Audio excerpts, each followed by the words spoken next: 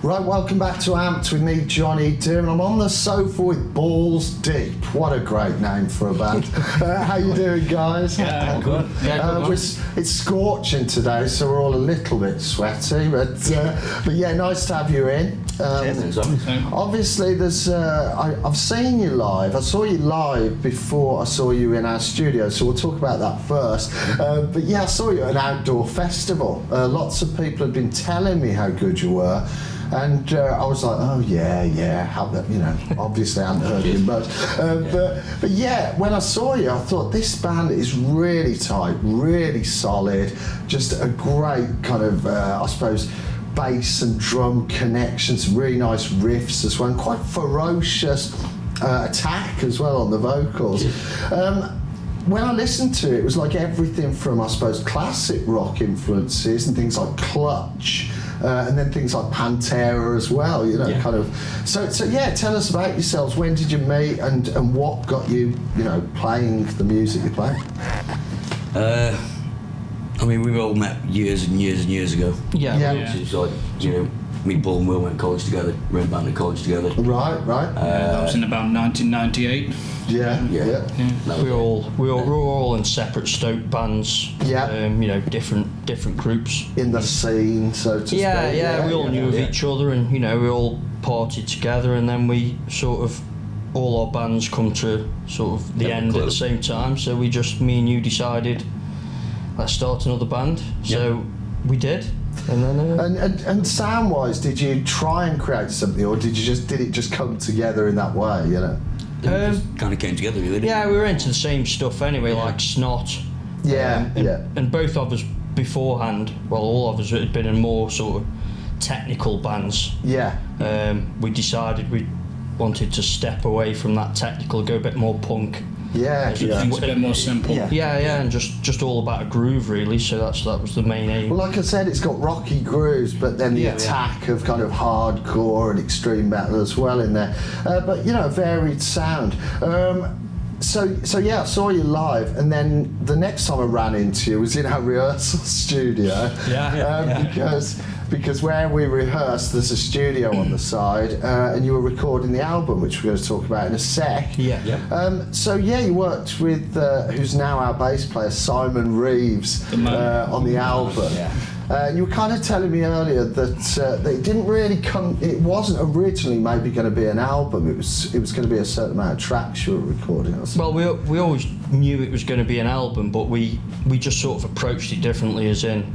We didn't write a group of songs, did we? Yeah, we just did. Go to the studio with it. We kind of wrote a couple of songs, went to the studio, put them down, came out, wrote a few more songs. Oh, I see. Gradually built up the album. Okay. It was really cool because like the surroundings we were in the studio, it really kind of influenced a lot of the songs that are on there. So we're really glad that we did it that way. Because where we were writing and recording created the whole sound of the album, so it was a good way to do it. So it felt more like a concept, really, and refresher as well. We didn't have time to sort of mess around with the, you know, we weren't sitting on songs for half a year. We sort of literally recording wrote them the weekend before we were due in the studio, as bands do, you know. So they were kind of a lot fresher to you. And you don't get tired of them. That's so right, they've still got that punch to them. Mess with them enough. Yeah, you didn't overwork them. So yeah, the album's called And on the Eighth Day. Nice CD actually, and some nice artwork as well. Who did this artwork for you? It was Dominic Sokol. Dominic. Yeah, he worked with. He's done the latest Raging Speedhorn record. He's done stuff with Pissed. Orange Goblin. Nice. He's really getting around at the moment, and it's hard to track him down and do some more at the moment because he's got that much going on. But he got us straight away with what we were after, and we literally said, right, that's our concept as you can see it, and that was the first draft that came back. Yeah, it's nice. So people can pick this up. You've got a website as well, ballsdeepmetal.com, so people can get to there, get the album. And yeah, you were just telling me that you'd been out on, was it 27 dates? That's it. That's it, yeah. Was that just kind of planning quite in an underground way, just like contacting up, places up and down the country? And well, we've got a management, Fat Angel Management. Nice. Which when we played the first time we played at Bloodstock on the Jägermeister stage, after that point we sort of got in touch with them and decided to work with them. So we've been working with them 2 years now. Yeah. And they've helped you with touring as well. Yeah, they set the whole tour. Excellent. They kind of parent everything that we do. Excellent. It's nice to see a management company doing their job. Yeah. So, they do. But yeah, so how was the tour anyway? Was it good? Yeah, Awesome. it's been brilliant. Yeah. In the back of the van, quite a hard slog at times, but got through it, everywhere. A few hangovers as well. I mean, driving up to Glasgow, do a gig and then come back the same day is pretty savage. And picked up some new fans as well. I think being out doing things myself, you can sell a lot more CDs and T-shirts in the room after you've played. Exactly. I think people really seem quite receptive to that rather than going to a shop or even online sometimes. You've got to socialise. You've got to, like say, they've come to watch you. You've got to spend time with them. Yeah, talk to them. It's nice that people still do. Well, yeah. We're going to watch a video in a second for one of the tracks off it. A Life Less Overrated. It's quite a good video, this one. I've seen it already. Was this just you guys thrashing it out in a room with... Who did you work with on the video? Worked with Tim Palin. Ah, okay.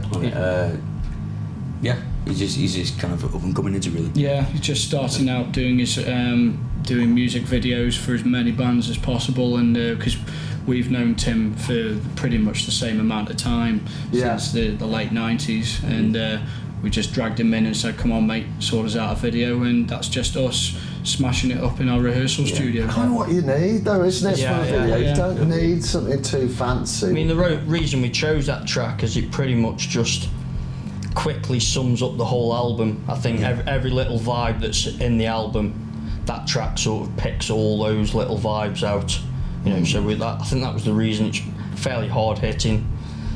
Don't mess about in it. Well, we're going to watch it in a sec.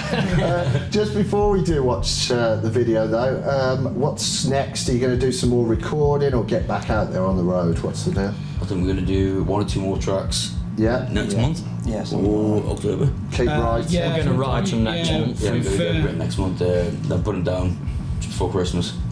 Maybe put those out as B-sides. Yeah. Something next album. Who knows? Yeah, not many people are doing that anymore. So the plan that we kind of got was to do maybe 1 or 2 more videos. Now we've finished the tour, because you just can't do both at the same time. It's like tour's finished. Let's get some B-sides done to release a new single with some new videos, and back in the studio at the end of the year to keep the new material going. Well, thanks for coming in. You don't get much time on this show, so let's listen to the music. Good luck with everything. This is Balls Deep, A Life Less Overrated on Out.